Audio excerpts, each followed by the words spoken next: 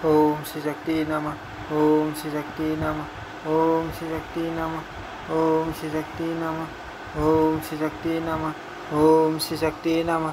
अथ त्रयोदशो अध्याय। श्री राधा जी के रोज से भयभीत गंगा का श्री कृष्ण के शरण कमलों की शरण लेना। श्री कृष्ण के प्रति राधा का उपलालंब। ब्रह्मा जी की स्तुति से राधा का प्रसन्न होना तथा गंगा का प्रकट होना। नारद जी बोले, हे सुरेश्वर, कली के 5000 वर्ष व्यतीत हो जाने पर वे गंगा कहाँ चली गई? हे माँ बाग, मुझे वह प्रसंग बताने की कृपा कीजिए। श्री नारायण बोले, हे नारद, सरस्वती के शाप के प्रभाव से वे गंगा भारतवर्ष में आई और पूर्ण शाप की अवधि बीत जाने पर श्री हरि की इच्छा से वैकुंठ चली गई। इसी प्रकार सरस्वती और पंचावती नदी स्वरूपिणी वे लक्ष्मी भी शाप के अंत में भारत छोड़कर उन विष्णु के लोक में चली गई। है ब्राह्मण, गंगा, सरस्वती और लक्ष्मी ये तीनों ही भगवान श्री हरि की भार्याएं हैं। साथ ही तुलसी सहित भगवान श्री हरि की 4 स्त्रियां वेदों में कही गई हैं। नारद जी बोले, हे भगवान विष्णु के चरण कमलों से प्रकट होकर वे गंगा जी किस प्रकार ब्रह्मा के कमंडलों में स्थित हुई और श्री की प्रिया के रूप में कैसे विख्यात हुई है। मुनिश्रेष्ठ, वे गंगा भगवान नारायण के भी प्रेम से किस प्रकार हुई, वह सब मुझे बताने की कृपा कीजिए। श्री नारायण बोले, हे नारद, प्राचीन काल में दर्भ रूपिणी वे गंगा गोलोक में विराजमान थी। राधा और श्री कृष्ण के अंश से आविर्भूत वे गंगा उन्हीं के अंश तथा स्वरूप वाली हैं। जल में गंगा की जोड़ी शास्त्री देवी हैं। वे अनुपम धारण कर पृथ्वीलोक में आई। उनका श्री विग्रह नूतन यौवन से संपन्न तथा सभी प्रकार के अलंकारों से विभूषित था। शरद ऋतु के मध्यकाल में खिले हुए कमल के समान प्रतीत होने वाला उनका मुखमंडल मुस्कान से युक्त तथा अत्यंत मनोहर था। उनके शरीर का वन तप्त सर्वं की आभा के समान तथा कांति शरतकालीन चंद्रमा के समान थी। वे स्निग्ध प्रभाव वाली देवी अत्यंत दयालु मुद्रा में थी। उनका स्वरूप शुद्ध तथा सात्विक था। उनके जगन स्थूल तथा कठोर थे। उनके नितंब युगल अत्यंत सुंदर थे। उनका वक्र स्थल उन्नत स्थूल कठोर तथा गोल था। कटाक्ष युक्त तथा वक्राकार उनकी दोनों आंखें बड़ी सुंदर थी। मालती के पुष्प हाथ से सुसज्जित उनके केस 5 घुंघराले थे। उनका ललाट चंदन के तिलक के साथ सिंदूर की बिंदियों से सुशोभित हो रहा था। उनके दोनों गंध स्थलों पर कस्तूरी से मनोहर पट्ट रचनाएं की हुई थी। उनका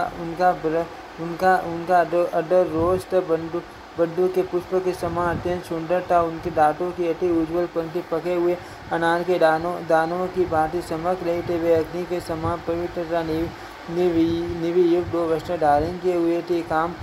काम भाव वाली वे गंगा जी वस्त्र से मुंह ढक कर लज्जित होती हुई श्री कृष्ण के पास विराजमान हो गई और प्रसन्न होकर अपलक नेत्रों से प्रभु के मुख सौंदर्य का निरंतर पान करने लगी। हर्ष के कारण नवीन संगम की लालसा से युक्त उन गंगा का मुखमंडल प्रसन्नता से खिल उठा और उनके शरीर का रोम पुलकित हो गया। प्रभु श्री कृष्ण के रूप से वे चेतना रहित से हो गई थी कि इसी बीच राधिका वहाँ आकर विराजमान हो गई। उनके साथ 30 करोड़ गोपियाँ भी थी। उनके शरीर की कांति करोड़ों चंद्रमाओं की प्रभा के समान थी। कोप के कारण उनके मुख तथा नेत्र लाल कमल के समान प्रतीत हो रहे थे। उनके श्री विग्रह का वर्ण पीले चंपक पुष्प के समान आभा वाला था। वे मट गजराज की भांति मट गति वाली थी। बहुमूल्य रत्नों से निर्मित अनेक प्रकार के आभूषणों से अलंकृत थे। वे अपने शरीर अमूल्य रत्नों से जटित तथा अग्नि के समान पवित्र 2 नींव युक्त बहुमूल्य पीले वस्त्र धारण किए हुए थे। वे स्थल कमल की कांति को तिरस्कृत करने वाले कोमल सुरंजित तथा भगवान श्री कृष्ण के द्वारा प्रदत्त अद्य से सुशोभित चरण कमलों को धीरे धीरे रख रही थे। वे देवी सर्वोत्तम रत्नों से बने हुए वे विमान से उतरकर वहां उपस्थित हुई थी। सवर की वायु से ऋषियों के द्वारा उनकी सेवा की जा रही थी। कस्तूरी के बिंदुओं से युक्त संतन मिश्रित प्रज्वलित दीपक के समान आकार वाला तथा बिंदु रूप में शोभायमान सिंदूर उनके ललाट के मध्य भाग में सुशोभित हो रहा था। उनके सीमंत मार्ग का निचला भाग परम सवस्य या पारिजात के पुष्पों की माला से सुशोभित अपनी घुंघराली तथा सुंदर अलकावाली को कपाती हुई वे स्वयं भी कंपित हो रही थी। ऐसी वे राधा रोज के कारण अपने सुंदर तथा राग युक्त ओष्ठ कपाते हुई भगवान श्री कृष्ण के पास जाकर रतन में सुंदर सिंहासन पर विराजमान हो गई। प्रभु श्री कृष्ण की प्रिया उन राधा के साथ सखियों का महान समुदाय विद्यमान था। उन्हें देखते ही भगवान श्री कृष्ण आदर पूर्वक उठ खड़े हुए और आश्चर्य पूर्ण मुद्रा नमस्कारते हुए उनसे मधुर बातें करने लगे। उस समय अत्यंत भयभीत गोपों ने शीश झुकाकर भगवती राधिका को प्रणाम किया और फिर वे भक्ति पूर्वक उनकी स्तुति करने लगे। साथ ही परमेश्वर श्री कृष्ण ने भी राधिका की स्तुति की। गंगा ने भी तुरंत उठकर राधिका की बहुत स्तुति की। भयभीत उन गंगा ने अति विनम्रता पूर्वक राधा से कुशल पूछा। वे डर के मारे झुक कर खड़ी थी, उनके कंठ ओष्ठ और तालु सूख गए थे। उन्होंने ध्यान पूर्वक भगवान श्री कृष्ण के चरण कमल की शरण ली।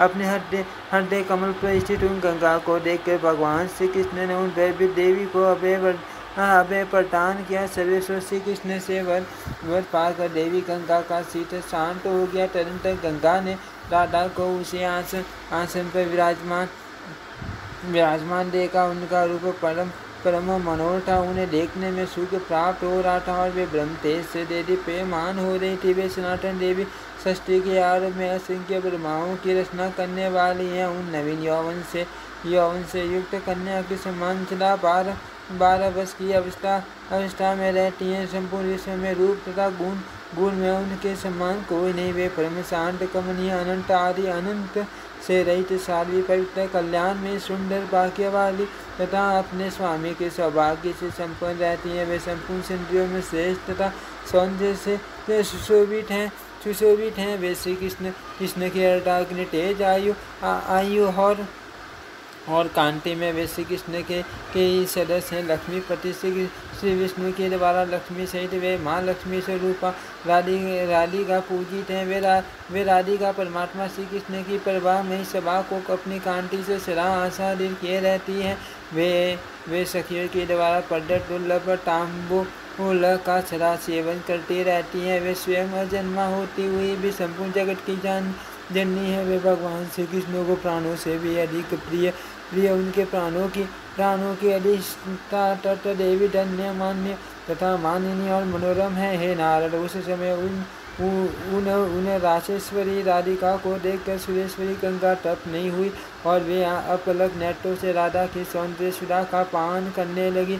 हे मुनि, इसी बीच शांत तथा विनम्र स्वभाव वाली राधा मुस्कुराकर मधुर वाणी में जगदीश्वर श्री कृष्ण से कहने लगी। राधा बोली, हे प्राण, इस पास में बैठकर आपके मुस्कान युक्त मुख कमल को मुस्कुरा कर तेजी दृष्टि से देखते हुए ये कामना युक्त सुंदरी कौन है? अपना मुख वस्त्र से ढक कर आपके रूप को बार बार देखते हुए फूल के शरीर वाली यह सुंदरी चेतना रहित हो जाया करती हैं। आप भी कामना युक्त होकर उसकी ओर देख कर हंस रहे हैं।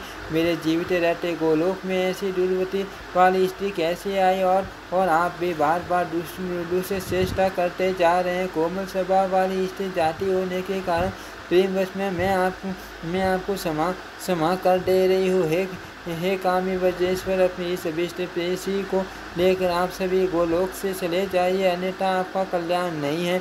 एक बार पूर्व जन्म में मैंने आपको चंदन वन में विरजा के साथ देखा था। सखियों का वचन मानकर मैंने उस समय क्षमा कर दिया था। मेरी डवनी सुनते ही आप उस समय छिप गए थे। विरजा ने ये शरीर त्याग दिया और उसने नदी का रूप धारण कर लिया था। वे देवी आज भी 1 करोड़ योजन चौड़ाई तथा उससे भी 4 गुनी लंबाई वाली आपकी सत्य कीर्ति स्वरूपिणी नदी के रूप में विद्यमान है। मेरे घर चले जाने पर आप पुनः उसके पास जाकर विजय ऐसा कहते हुए जोर जोर से रोने लगे थे। तब उस सिद्ध ने योग बल के प्रभाव से जल से बाहर निकलकर अलंकार युक्त मूर्तिमती सुंदरी के रूप में मैं आपको दर्शन दिया था। उस समय आपने उसमें अपने तेज का आदान किया था और समय अनुसार उसे 7 समुद्र उत्पन्न हुए। इसी प्रकार मैंने आपको शोभा नामक गोपी के साथ संपर्क वन में देखा था। उस समय भी मेरी ध्वनि सुनते ही आप सीप गए थे और वह शोभा श्री छोड़कर चंद्रमंडल में चली गई थी। तब उसका शरीर परम सुंदर तथा तेजोमय हो गया था। तत्पश्चात आपने दुखित हत्या से उस तेज को विभक्त करके कुछ तेज रत्नों को, कुछ सर्वन को, कुछ श्रेष्ठ मणियों को, कुछ स्त्रियों के मुख कमल को, कुछ राजाओं को, कुछ नव पल्लवों को, कुछ पुष्पों को, कुछ पके फलों को, कुछ फसलों को, कुछ राजाओं की सुसज्जित महलों को, कुछ नए पट्टों को और कुछ तेज दुर्गतों को प्रदान कर दिया। इसी प्रकार मैंने वृंदावन में आपको प्रभा नामक गोपी के साथ देखा था। उस समय आप मेरा शब्द सुनते ही शीघ्रतापूर्वक छिप गए थे और प्रभा अपनी देह त्याग कर सूर्य मंडल में चली गई थी। उस समय उसका शरीर अत्यंत तेजोमय हो गया था और आपने रोते रोते उस तेज को प्रेम पूर्वक बाजी करके जगह जगह स्थान प्रदान कर दिया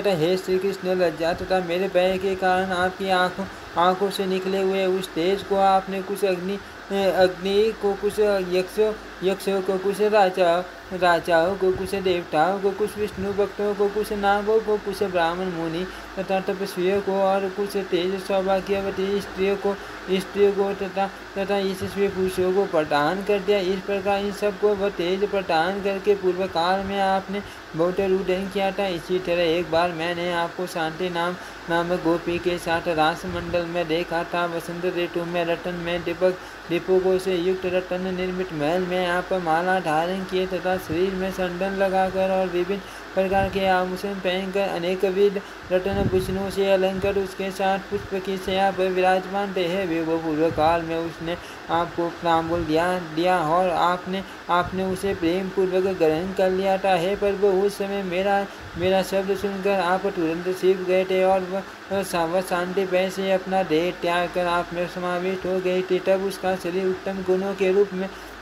परिणित हो गया। तदंतर रोते हुए आपने उसे विभाजित करके प्रेम पूर्वक विश्व में बांट दिया था।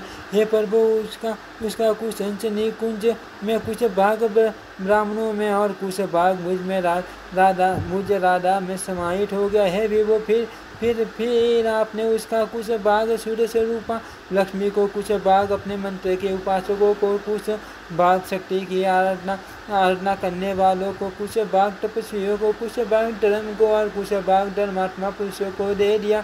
इसी तरह पूर्व काल में मैंने आपको समा नामक गोपी के साथ देखा था। आप सुंदर वेश धारण करके माला पहनकर तथा शरीर में गंध और संदन का लेप करके रत्नों के आभूषणों से अलंकृत और गंध संदन ससित उस समा के साथ पुष्प तथा संदन से सुरभित श्या पूर्वक असितावस्था में विराजमान थे। उस निंद्राग्रस्त सुंदरी के साथ आप सुखपूर्वक कीड़ा में संसर्ग थे। उसी समय पहुंचकर मैंने उस समा को तथा आपको जगाया था। इस बात को आप स्मरण कीजिए। उस समय मैंने आपका पीताम्बर, मनोहर, मूल्य, वनमाला, कौस्तुभ और बहुमूल्य रत्न में कुंडल ले लिया था, किंतु बाद में सखियों के प्रेम पूर्वक कहने पर उसे आपको लौटा दिया था। हे प्रभु, उस समय आप लज्जा तथा पाप से कृष्ण वन के हो गए थे। तत्पश्चात लज्जा के कारण समा अपना शरीर त्याग कर पृथ्वी में समा गई और उसका शरीर उत्तम गुणों के रूप में परिणित हो गया। तब रोते हुए आपने उस समा का विभाजन करके उसे प्रेम पूर्वक अनेक लोगों को दे दिया। उसका कुछ अंश विष्णु को, कुछ विष्णु भक्तों को, कुछ धार्मिक पुरुषों को, कुछ धर्म को, कुछ दुर्बलों को, कुछ तपस्वियों को, कुछ देवताओं को और कुछ बाघ पंडितों को आपने दे दिया।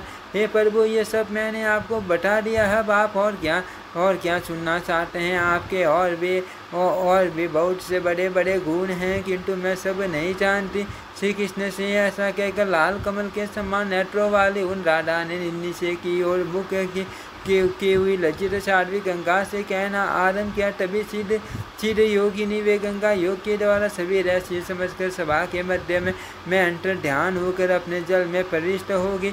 तब सिद्ध योगिनी राधा योग बल के प्रभाव से इस रहस्य को जानकर सर्वत्र विद्यमान उन जल स्वरूपिणी गंगा को अंजलि से उठाकर मुंह से पान करने लगी। तत्पश्चात सिद्ध योगिनी गंगा योग बल से इस रहस्य को जान लेने के उपरांत भगवान श्री कृष्ण के शरण कमल में प्रवेश कर गई और उनके शरणागत हो गई।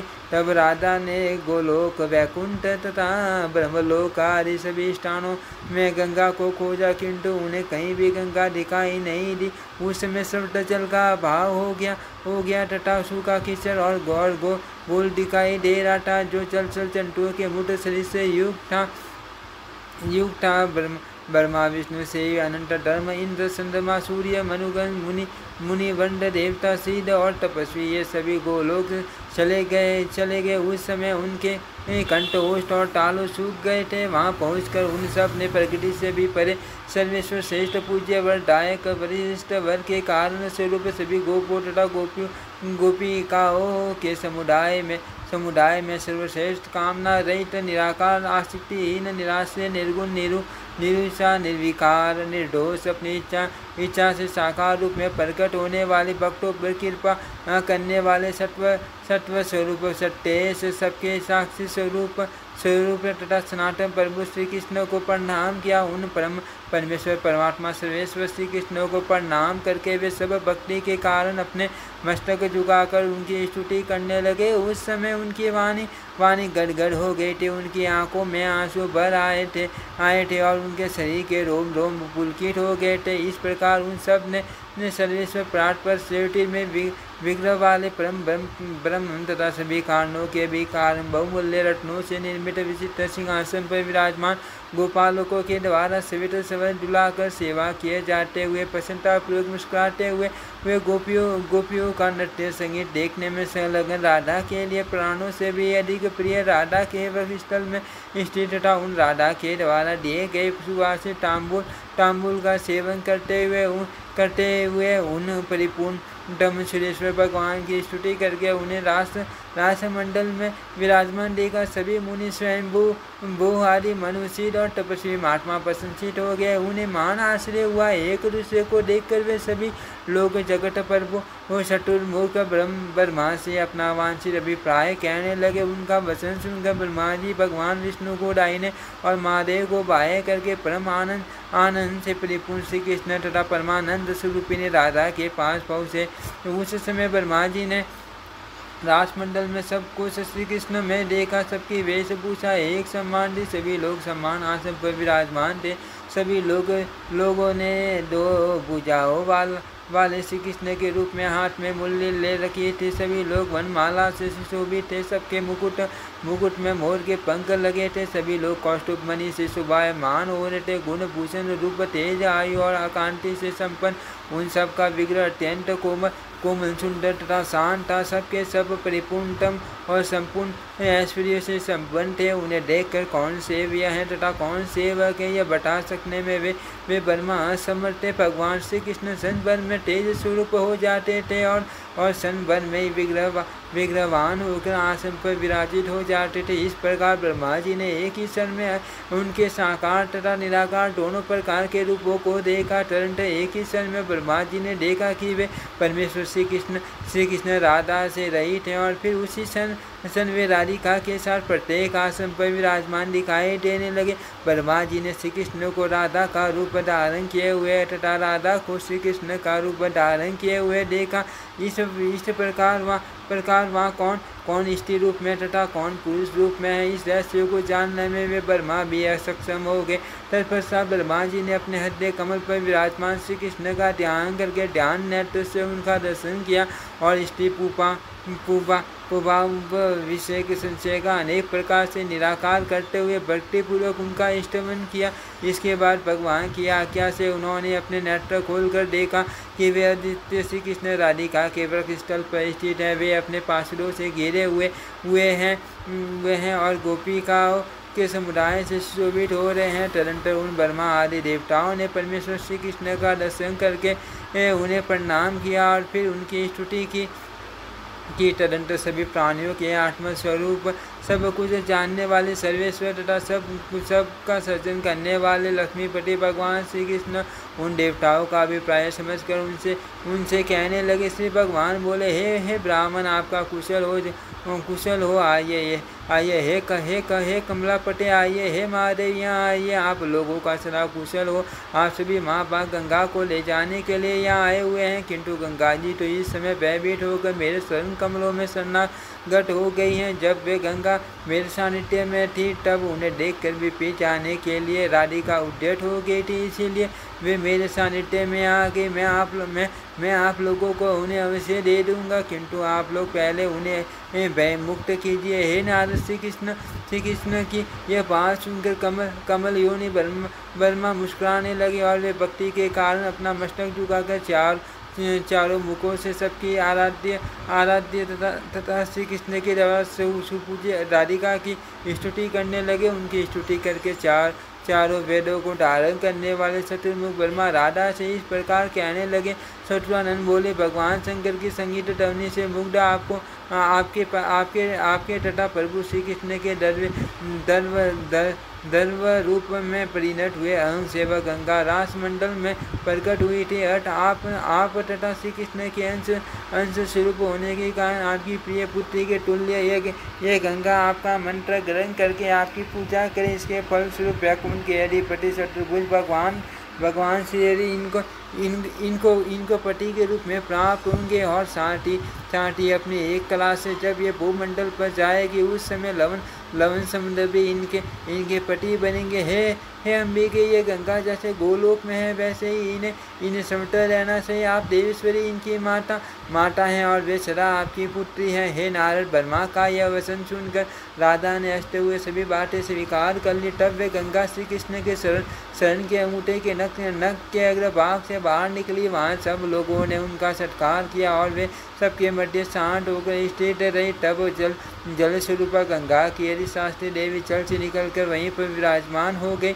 उस समय ब्रह्मा जी ने गंगा का कुछ जल अपने कमंडलू में रख लिया और कुछ जल संतर से भगवान शिव ने अपने मस्तक पर धारण कर लिया। तुरंत कमल योनि ब्रह्मा ने गंगा को राधा मंत्र प्रदान किया और उन्हें राधा के स्रोत कवच ध्यान और पूजा की विधि तथा पुरुषर्या कर्म इन सभी सामवेद प्रतिपादित अनुष्ठानों के विषय में बतलाया। गंगा ने इन नियमों के द्वारा उन राधा की विधिवत पूजा करके नारायण के साथ वैकुंठ के लिए प्रस्थान किया। हे मुनि, लक्ष्मी, सरस्वती, गंगा और विश्व पावनी तुलसी, ये चारों देवियाँ भगवान नारायण की पत्नियाँ हैं। इसके बाद वे श्री कृष्ण हंसकर उन ब्रह्मा को दुर्बोध सूक्ष्म तथा सामयिक वृत्तांत बताने लगे। श्री कृष्ण बोले, हे ब्राह्मण, आप गंगा को ग्रहण कीजिए। हे विष्णु, हे महेश्वर, हे ब्राह्मण, आप लोग ध्यान पूर्वक काल का वृत्तांत मुझसे सुनिए। आप लोग तथा अन्य देवता मुनि मनुगण सिद्ध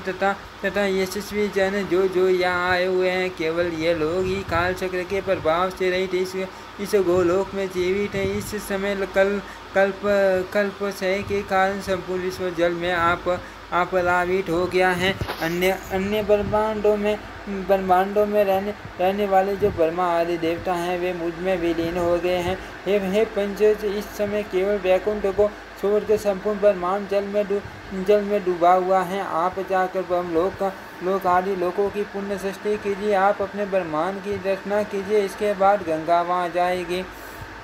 इसी प्रकार इस सृष्टि के अवसर पर मैं अन्य ब्रह्मांडों में भी ब्रह्मा आदि की रचना का प्रयत्न कर रहा हूँ। अब आप देवताओं के साथ यहाँ से शीघ्र जाइए। आपका बहुत समय बीत चुका है, न जाने कितने ब्रह्मा समाप्त हो गए और न जाने कितने ब्रह्मा अभी होंगे। हे मुने, ऐसा कहकर राधिका नाथ भगवान श्री कृष्ण अंतपुर में चले गए और ब्रह्मा आदि देवता वहाँ से चलकर प्रयत्न सृष्टि कार्य में संलग्न हो गए। तब गोलोक, वैकुंठ, शिवलोक और ब्रह्मलोक तथा अन्यत्र जिस स्थान पर गंगा को रहने के लिए परमात्मा श्री कृष्ण ने आज्ञा दी थी उस पर वे गंगा चली गई। वे गंगा भगवान विष्णु के शरण कमल से निकली थी, इसीलिए वे विष्णुपदी कही गई है। हे ब्राह्मण, इस प्रकार मैंने आपसे गंगा के इस सर्वोत्तम सुखदायक मोक्षप्रद तथा सार गर्भित उपाख्यान का वर्णन कर दिया। अब आप पुण्य क्या सुनना चाहते हैं। इति श्रीमद्देवी भागवते महापुराणे अष्टादशशास्त्रायां संहितायां नवम स्कन्धे गंगोपाख्यान वर्णन नाम त्रयोदशोऽध्याय। ओम श्री शक्ति नमः। ओम श्री शक्ति नमः। ओम श्री शक्ति नमः। ओम श्री शक्ति नमः।